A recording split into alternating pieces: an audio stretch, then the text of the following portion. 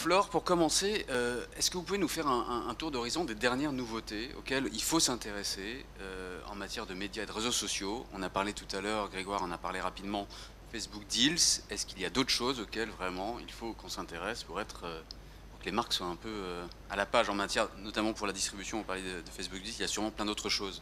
Aujourd'hui, il y a une grande tendance qui émerge et dont on a parlé plusieurs fois, c'est tout ce qui concerne l'imbrication de la virtualité et de la réalité. Et très facilement, qui se concrétise avec tous les outils qui vous aident à vous géolocaliser.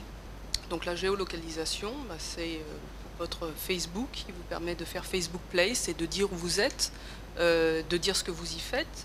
Et tous les grands sites ont lancé des services de type. Donc on a Twitter Place, on a Google Place, on a Foursquare qui est très connu aux États-Unis.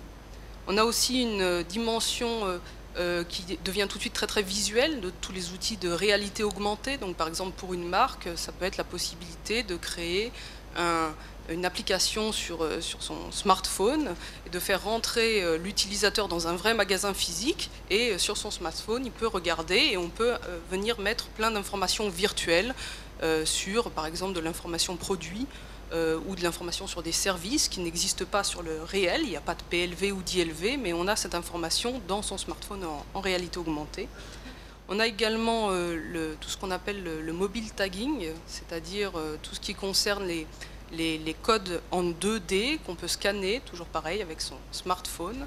Par exemple, dans la grande distribution, un fromage de chèvre avec un QR code, on le scanne et tout d'un coup on connaît tout de la personne qui a élevé les chèvres, de la manière dont le fromage a été produit et toute l'histoire qu'il y a derrière. Donc apporter... Et des commentaires des consommateurs. Tout à fait, et des commentaires des consommateurs.